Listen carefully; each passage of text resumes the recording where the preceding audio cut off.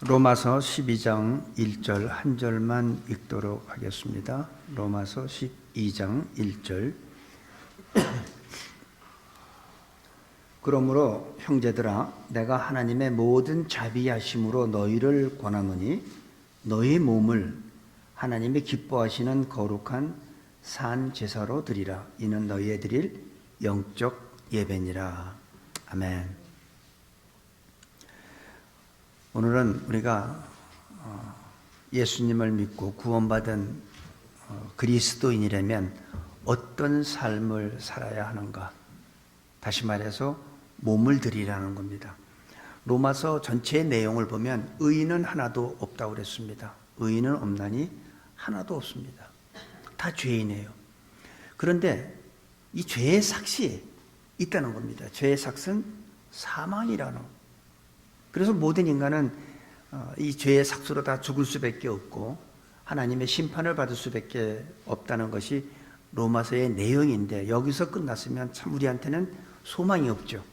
그런데 하나님께서는 우리를 사랑해 주셔서 독생자 예수 그리스도를 이 땅에 보내주셔서 십자가에서 우리들의 모든 죄를 대신하고 우리를 구원해 주셨습니다. 근데 우리 개인의 구원으로 끝나는 것이 아니라 모든 인류의 구원을 담당해 주셨죠. 그래서 이 구원은 이론이 아니라는 거죠. 구원은 교리가 아니에요. 구원은 지식이 아니라 구원은 하나님의 능력이에요. 그래서 로마서 1장 16절에 뭐라 그러냐면 이 복음은 모든 사람들에게 구원을 주시는 하나님의 능력이 됨이니라, 이렇게 얘기를 하죠. 그래서 구원은 이론이 아닙니다. 사람들이 이 구원을 교리로 이해하기 때문에 능력이 없는 거죠. 사람들이 이 삶으로 이해하지 않기 때문에 형식에 그치는 거예요. 그저 저 사람은 믿는 사람 같은 모습만 보일 뿐이지 그 사람 삶을 통해서는 전혀 하나님의 능력이 나타나지 않습니다. 그러다 보니까 예수 믿는 사람들의 모습 속에서 실망하게 되고 또 교회도 이상하게 타락하게 되고, 얼마나 많은 교회들이 예수님의 이름으로 모여서 우리가 예배를 드리고 교회 간판을 달고 있습니까? 하지만 그들 가운데는 진정 하나님의 예수 그리스도가 머리 대신 교회도 있지만, 요즘에 한국에 그 무슨 신천지 라는 이름을 나누는데 거기는 사람이 교주가 됐어요. 그런 교회도 있다는 거죠. 대부분의 사람들이 구원을 교리로 이해하기 때문에 그런 삶의 의미가 없는 겁니다. 왜 많은 사람들이 살아가면서 어떤 사람들은 이런 말을 해요. 대부분 많은 사람들이 공통적으로 하는 말이, 나이가 들어서 인생의 의미를 모르고 열심히 산 사람들의 공통적인 말이 뭐냐면 허무하다는 거예요. 내가 무엇을 위해서 이렇게 열심히 살았는가? 삶의 의미를 모르고 그냥 열심히만 살았기 때문에 나중에 나이 들어서 하는 얘기가 허무하다, 후회된다. 내가 다시 나한테 삶이 주어진다면, 근데 똑같아요. 삶의 의미를 모르면 다시 내가 삶을 주어진다 해도 역시 마지막에는 허무만 남을 뿐입니다. 허무하다. 내가 무엇을 위해서 왜 그랬을까요? 왜 그런 말이 나올까요? 인생의 삶의 의미를 모르기 때문에. 우리 모두는 어디서 왔다가 내가 어디로 가는지에 대한 분명한 답이 있어야 돼요. 그 답을 알아야 돼요. 우리는 어디로 갑니까? 그 답을 모르는 사람은 다시 살아도 그 사람은 허무하다는 말밖에 나올 게 없습니다. 마찬가지로 교회에서도 그래요. 우리가 무턱대고 봉사하는 게 아니라 교회도 교회론을 알고 봉사하면, 그 의미를 알고 우리가 봉사를 하게 되면 기쁨이 있습니다. 감사가 있고 하나님으로부터 받는 그 축복을 생각하면 더욱 값지고 보람을 갖고 봉사하게 됩니다. 구원이 무엇인지 아는 사람들한테 오늘 사도 바울은 1절의 말씀을 가지고 너희가 구원받았다면은 이렇게 살아야 한다는 겁니다. 그래서 첫 번 나오는 게 뭐예요? 그러므로가 나와요. 그러므로. 뭔가가 연결이 된 거죠. 그죠? 그 전에 이러이러하니까 그러므로 나오는 거예요. 그러므로. 우리가 이 앞에 뭔가가 있고 그거를 이제 연결시켜주는 말이죠. 그러므로. 다시 말해서 우리가 죄인이었고 의인은 하나도 없고 다 죄인이었는데 행위로 구원받는 것이 아니라 하나님의 은혜로 구원을 받았다면, 그것을 깨달았다면 그러므로 우리는 이렇게 살아야 된다는 거예요. 그래서 우리가 이 1절의 말씀을 보면 우리가 세 가지로 볼 수 있어요. 그러므로 형제들아. 누구한테 주는 말입니까? 믿지 않는 사람이 아니라 믿는 사람한테, 형제들한테 주는 거예요. 그래서 첫 번째 부분은 그러므로 형제들아 내가 하나님의 모든 자비하심으로 너희를 권하노니. 바울은 충고하고 명령하는 게 아니라 권면의 말씀을 주는 거예요.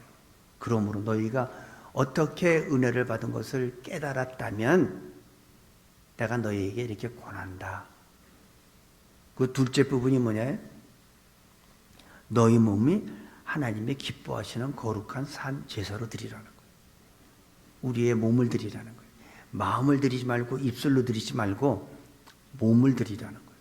그리고 세 번째는 이것이 너희에 드릴 영적 예배라고 합니다. 그래서 이렇게 세 가지로 보면 말씀을 주시는 걸 볼 수 있어요. 그리스도인들이 어떻게 살아야 하는가를 설명합니다. 그러므로 남편이 아내한테 잘못해서 걸렸어. 근데 이제 와이프가 용서해 줬어. 그러면 그러므로 당신 앞으로 그렇게 절대 하면 안 돼? 이게 똑같은 얘기죠. 또 반면에 남편이 또 아내한테 얘기할 수도 있죠. 그러므로 교통사고를 한 번 했으면 이제는 그러므로 그렇게 운전하지 말아라.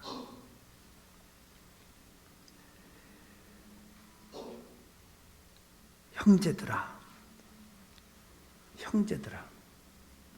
누구한테 준 얘기죠? 믿는 사람한테. 여기에는 형제들 했지만 사실은 형제뿐만이 아니라 자매들아도 포함이 되는 거예요. 내가 하나님의 모든 자비하심으로 너희를 권하노니. 다른 사람에게 요구하는 것이 아닙니다. 이 말씀을 듣고 행동하고 순종해야 될 사람은 예수님을 믿고 하나님의 은혜로 구원받았다는 확신을 가진 사람들, 그 사람들한테 주는 얘기입니다. 근데 우리가 이렇게 설교자가 설교를 하고 여러분들이 듣다가 나중에 예배 끝난 다음에 목사님 오늘 참 목사님 말씀에 내가 아주 은혜가 많이 받았는데 오늘 그 말을 꼭 아무개 집사가 들어야 되는데 그분이 오늘 교회를 안 나와서 너무 안타까워요. 그런 소리 하는 분들 가끔 있어요. 근데 아니에요. 나한테 주는 거예요. 왜 그 아무개 집사한테 들어야 됩니까? 그건 나한테 주시는 거예요. 저와 여러분한테 하나님은 이 로마서 12장 1절의 말씀을 통해서 우리 모두에게 주는 거지 누구한테 다른 오늘 교회 안 나온 사람한테 주시는 말씀이 아니라는 겁니다. 오늘 너무 은혜스러웠는데 그 집사님이 오늘 안 나왔다고 안타깝다고 우리한테 준 겁니다. 성경은 형제들아 라고 이렇게 분명하게 얘기를 합니다. 오늘날 많은 사람들이 교회에 와서 실망하고 상처받고 떠나는 사람들이 있죠. 여러분들도 아마 저희 새누리교회 오시기 전에 다른 데서 상처받고 또 아니면 전도받고 아니면 누구의 소개로 오신 분들도 있을 거고 또 우리 교회에 계시다가 상처받고 떠난 분들도 계시겠죠. 왜 사람들은 교회에 와서 상처받고 떠나게 될까요? 왜 그럴까요? 예수님이 잘못돼서 그럴까요? 왜 그들이 예수님을 떠날까요? 하나님의 진리가, 하나님의 말씀이 잘못돼서 떠날까요? 아니죠. 예수님을 믿는 우리가 본의 안 되는 삶을 살기 때문에 그들은 상처받고 예수님을 떠나는 거예요. 그러니까 우리의 책임이 얼마나 막중하고 우리가 어떤 삶을 살아야 되는지 여기서 분명히 보여주고 있어요. 그러므로 형제들아, 너희가 구원받았다면 이런 삶을 살아야 된다. 그렇지 않으면 너희 때문에 많은 영혼들이 상처받고 예수님을 떠나게 되는데, 예수님을 떠나게 되면 어떻게 해요?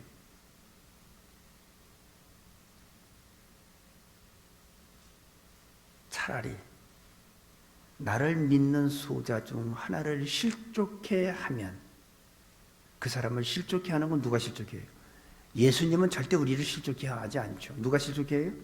바로 우리가. 믿음이 연약한 자한테 우리가 상처를 주게 되고, 그한테 실망감을 주게 되고, 그러다 보니까 그 사람들이 하나님 없어, 하나님이 계시면 저 목사님이 저럴 수가 없지, 저 장로님이 저러면 안 되지, 진짜 하나님이 계시다면 저럴 수 없지 하고선 떠나는 거 아니에요. 근데 그분이 떠나서 다른 교회를 나가면 좋은데 아예 믿음 생활을 접으면 그 책임은 누구한테 있습니까? 바로 우리들한테 있다고 저는 생각합니다. 그래서 내가 들어야 되는 말이에요. 예수님의 진리가 잘못되었기 때문에 떠난 것이 아니라 예수님을 믿는 사람들 때문에 실망해서 떠난다고 저는 생각합니다. 교회에서는 찬양할 때 보면 두 손 들고 몸을 흔들면서 할렐루야 하고 아멘 하고, 설교가 끝나기가 무섭게 그 전에 미리 아멘 하는 사람도 있어요. 근데 그게 어떨 땐 방해가 되더라고. 아직 말도 안 끝났는데 미리 아멘 아멘 하니까 쳐다보게 되더라고. 왜 앞에 앉아가지고 이렇게 방해를 하지? 그런 사람도 있어요. 근데 교회 와서는 남들이 볼 땐 너무 은혜스러운 모습을 보여. 진짜 그분을 보면 하나님의 은혜가 넘치는 것 같아요. 근데 집에 가서는 어떻게 돼요? 너무 이기적이고 신경질 내고 자기 배우자한테 욕하고 자녀들 구타하고, 그런 사람의 모습을 보고 누가 예수님을 믿을까요? 안 믿죠. 그래서 우리는 그런 이원론적인 삶을 사는 사람들이 너무나 많다는 거예요. 교회에 와서는 장로님이고 권사님이고 안수집사님이고 다 한데, 딱 파킹장에서 차 타고 나가면서부터는 세상 사람이잖아요. 그게 바로 문제인 겁니다. 사람이 많다고 진리가 아니에요. 사람이 많이 모인다고 진리가 아닙니다. 진리는 영향력이 있는 거예요. 숫자에 있지 않고 영향력이 있어서 적은 숫자지만 그 사람을 보면서 어떤 영향을 받으면, 주위 사람들이 나를 통해서 영향을 받으면 그게 바로 진리인 거죠. 저 사람 보니까 진짜 그리스도의 모습이 있어. 나는 한 번도 하나님을 생각해 본 적이 없는데 저 사람 보니까 진짜 하나님 계신 것 같다. 그리스도의 향기가 저 사람을 통해서 나. 그러니까 어떻게 해요? 그 사람하고 대화하면 위로가 되고, 과거에 상처받았던 것들이 상처가 치유받기 시작하고. 왜 그래요? 그 사람은 영향력이 있기 때문에. 아무리 숫자가 많아도요, 영향력 없어요. 저는 다시 한번 얘기하지만 하나님의 자녀들은 빛의 자녀죠. 빛의 자녀는 숨길 게 없어. 거짓말을 하지 않아요. 요즘에 한국에서 문제되는 어느 그 집단을 보니까 왜 이렇게 거짓말하고 숨기고, 왜 위장하고, 뭐가 숨길 게 있습니까? 다시 한번 얘기하지만 빛의 자녀들은 숨기면 안 돼요. 떳떳하지 못할 게 없어요. 그리고 영향력을 주위 사람한테 줘야 됩니다. 우리가 이 진짜 꽃이 있고 생화가 있고 조화가 있죠. 보기에는 똑같아. 그래, 요즘엔 너무 잘 만들어서 가서 어떤 사람은 냄새를 맡고 어떤 사람은 이렇게 만져봐야 돼. 아유, 나 이게 진짜 안 저랬네, 가짜네. 너무 잘 만들어요. 보기엔 똑같죠. 근데 생화는요, 나비와 벌들이 어떻게 돼요? 모여들잖아요. 근데 가짜한테 어떻게 해요? 절대 안 모여들죠. 우리는 숫자가 많다고 진리가 아니라 성경 말씀을 통해서 우리가 어떻게 살아야 하는가? 나는 하나님의 자녀로서 그런 영향력을 줘야 돼요. 향기가 나야 돼요. 그리스도의 향기가 우리를 통해서 나타나지 않으면 벌과 나비는 모여들지 않듯이 우리를 통해서 하나님의 그 형상이나 하나님의 모습이 그리스도의 향기가 나면 우리를 보고 사람들이 불신자들이 올 거고, 우리가 조화와 같이 모양은 있는데 영향력이 없다면 절대로 저는 우리 교회로 온다고 생각하지 않습니다. 그래서 우리의 삶이 그만큼 중요한 거예요. 내가 한 영혼을 구원할 수도 있고 내 삶을 통해서 한 영혼이 상처받고 믿음에서 떠날 수도 있고, 그래서 바울은 너희가 구원받았다면, 하나님의 은혜로 구원받았다면, 그렇다면, 그래서 그러므로가 나온 거예요. 그러므로 하나님의 자녀로서 이렇게 살아야 된다. 그리고 뭐라고 나오냐면 이렇게 합니다. 너희 몸을 하나님이 기뻐하시는 거룩한 산 제사로 드리라. 교회에서는 천국 시민으로 살지만 세상에서는 세상 사람과 별다른 차이로 없게 산다면 결단코 우리를 보고 세상 사람들은 교회로 오지 않기 때문에 우리 몸을 거룩한 산 제사로 드리라고, 구원받은 사람이고 하나님의 자녀로 하나님의 은혜로 구원받은 것을 깨달았다면, 그러면 내가 너희한테 권하는데 너희 몸을 하나님이 기뻐하시는 거룩한 산 제사로 드리라는 겁니다.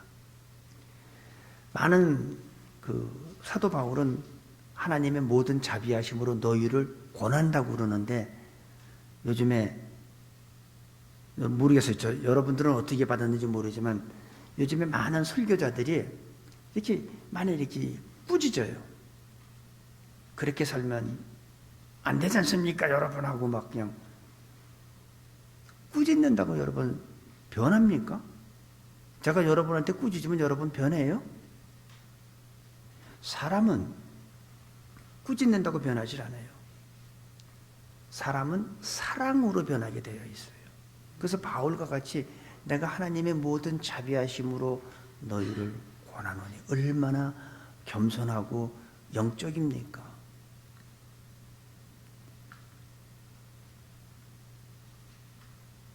남편이 아내를 구타하는 남자들 있죠. 아내들이 힘이 딸리니까 맞지 뭐. 근데 속으로 뭐래요? 너 이 다음에 늙어서 벽에 너 벽칠할 때면 그때는 뭐예요? 그때 보복하겠다는 거 아니에요? 안 변해요. 자녀들도 뭐 꾸짖고 그래서 자녀들이 변합니까? 안 변해요. 자녀들은 뭐라 그래요?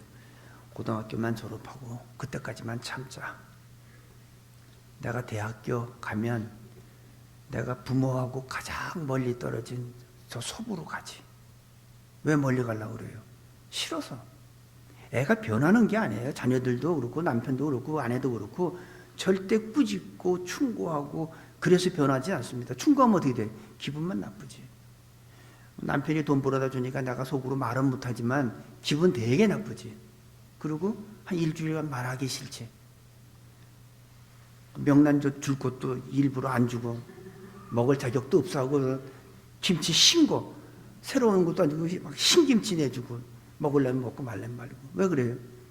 화났다는 얘기지. 그러니까 충고는 꾸짖는 거나 충고는 절대 사람이 안 변합니다. 기분만 나쁘죠. 바울은 하나님의 모든 자비하심으로 너희를 권한다고 그랬습니다. 그래서 여러분들도 앞으로 부부간이든 자녀간이든 성도간이든 내가 꾸짖지 마세요. 누가 꾸짖게 해야 돼요? 하나님의 말씀이 꾸짖게 해주세요. 성경이 꾸짖어야지 왜 내가 꾸짖습니까? 목사가 꾸짖으면 여러분 속으로 뭐라 그래요? 지는 아유. 그럴 거 아니에요. 근데 하나님의 말씀이 꾸짖으면 어떻게 해요? 아멘하고 회개하잖아요. 그래서 내가 꾸짖지 말고 하나님의 말씀이 꾸짖게 할 수 있는 여러분이 되기를 바랍니다. 그 다음에 아내들 보면 남편들은 잘 안 그런데 아내들은 막 이렇게 말이 남편보다 많잖아요. 한국 사람들은 그거 갖다 바가지 긁는다고 그러는데 바가지 긁으면 소리만 요란하지 남편이 변합니까? 나중에 바가지가 구멍 날 때까지 긁어보세요. 안 변해요, 남편. 예수님은 사람들을 야단치지 않았습니다. 예수님의 방법은 사랑으로 감싸줬어요. 심지어 십자가에서 자기의 못 박아 죽이는 그들을 위해서도 기도했던 예수님. 우리들은 그러므로 하나님의 자녀가 된 우리들, 하나님의 은혜로 구원받은 우리들은 이렇게 살라는 거예요. 희생하라는 거예요.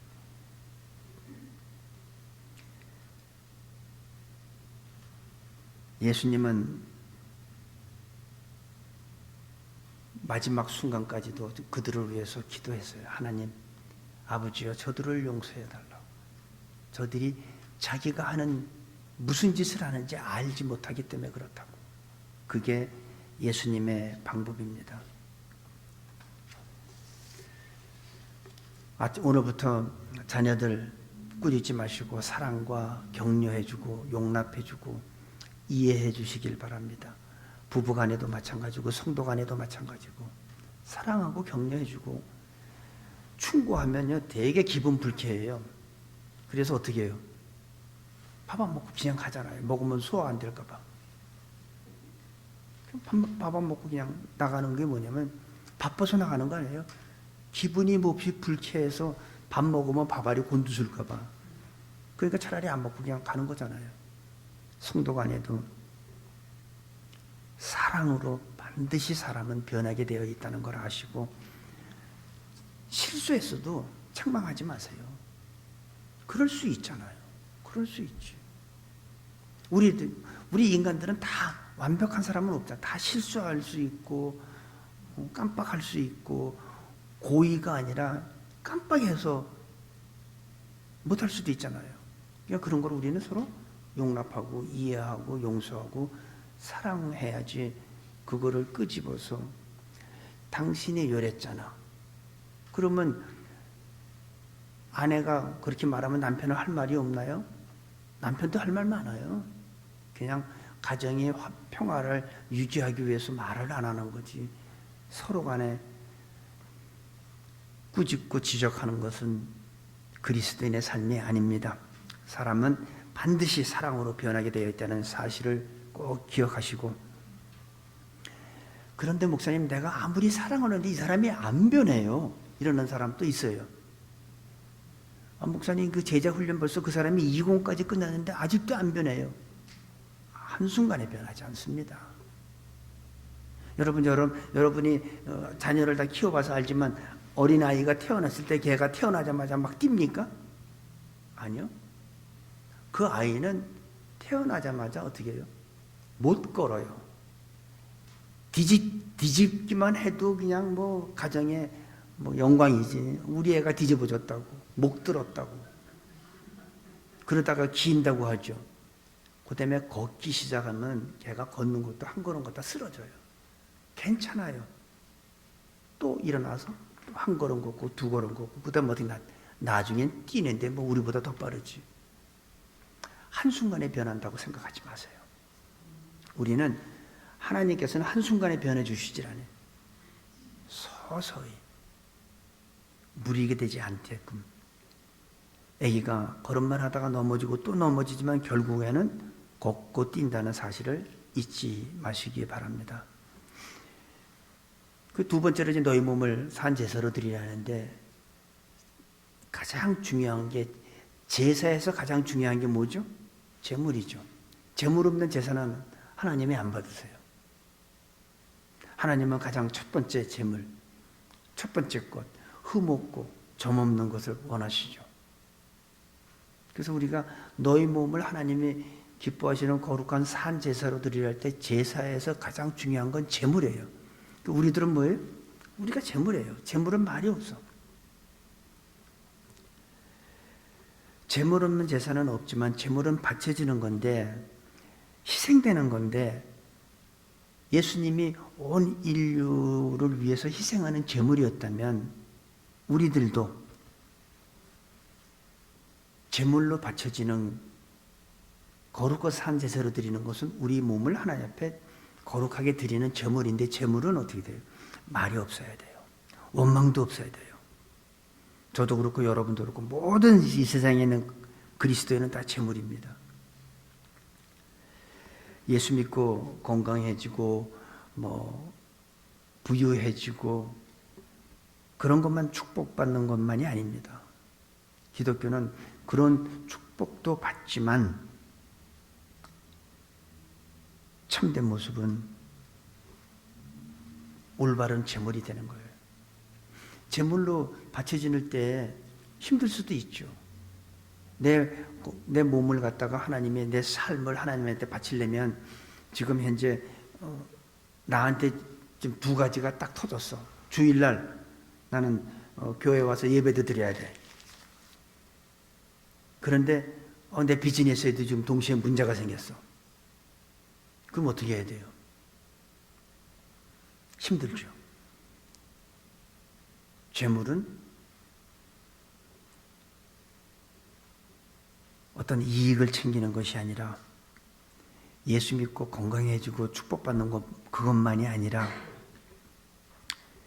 몸을 드린다는 것은 내 시간을 드리는 겁니다. 너희 몸을 거룩한 산 제사로 드리라는 것은 우리의 시간을 드리고 내 마음을 드리고 내 재능을 드리고 물질을 드리는 것이, 다시 말해서 내 삶을 드리는 거예요. 그런데 이 재물이 제단 앞에 가만히 있다가 후닥닥 급하다고 튀어나가면 그건 재물이 아니죠. 다시 다른 얘기하면 우리가 살아가는데 우리한테는 항상 무슨 상황이 항상 있어요. 긴급한 상황이 항상 있어요. 있지만 진정한 우리가 거룩한 산 제사로 우리가 제물이 되는 데는 하나님이 먼저가 돼야 된다는 거죠. 저는 항상 얘기하지만 저는 분명히 이건 제가 개런티 해드릴 수 있어요. 라이프타임 개런티. 내가 하나님의 일을 하면 하나님은 누구를 통해서도 내일 해주십니다. 내가 꼭 가야 된다고 생각하지 마세요. 내가 안 가도,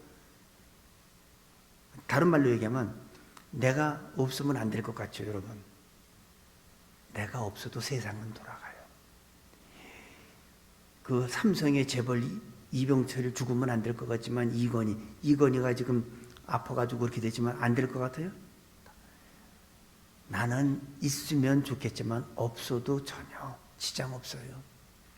세상은 그래요. 내가 오늘 세상 떠난다고 나 없으면 세상이 안 돌아갑니까? 관심도 없어. 나 하나 죽는 것 가지고 세상은 관심도 없어. 내 생각에 그렇지, 내 생각에. 나 없으면 안 될 것 같지. 그렇지 않아요? 몸이 가면 마음이 따라갑니다. 참된 모습은, 진짜 기독교인의 참된 모습은 재물이 되는 겁니다. 몸을 드리고 내 시간을 드리고 내 물질을 드리고, 몸이 가면 마음이 따라가니까 이런 사람을 가리켜 구원받은 사람이다. 저 사람 보니까 구원받은 사람이야. 신앙생활은 다시 한번 얘기합니다. 몸을 드리는 겁니다. 거룩한 산 제사로. 그것이 예배요, 신앙 생활입니다. 교회에 와서 드리는 것만이 예배가 아니라 삶 자체가 예배가 돼야 돼요. 그러니까 오늘 우리가 주일날 모여서 이렇게 예배 드리는 것만이 예배가 아니라, 이제 오늘 예배 끝나고 내가 내일부터 이제 삶 속에 들어가는데, 세상 속에 삶 속에 들어가서 내가 빛과 소금의 직분을 감당해. 나의 삶을 통해서 바로 나의 삶이 하나님 앞에 드려지는 영적 예배가 되어야 됩니다. 그럴 때 하나님께 영광 받고, 하나님을 몰랐던 사람이 바로 우리를 보고선 하나님, 분명히 하나님은 살아계시다. 저 사람 보니까 살아계셔. 그래야지 저 사람 보니까 하나님 없어 하면 안 되잖아요. 저 목사 보니까 하나님 없어. 이거는 뭐예요? 재물이 아니고 오히려 예수님의 복음을 방해하는 장애물이 되는 겁니다. 오늘 이 주어진 말씀이 우리 모두한테 하나님의 뜻대로 살아가는 계기가 되기를 예수님의 이름으로 축복합니다. 아버지 하나님, 저희들이 온전한 구원받은 자로서 제물이 되어 이 세상을 살게 하여 주시옵소서. 제물 되었을 때 원망이나 불평하지 말게 하시고 말없이 희생하는 기쁨으로 하나님 앞에 드려지는 그런 감사한 예배가 되게 도와주시옵소서. 예수님의 이름으로 기도합니다. 아멘.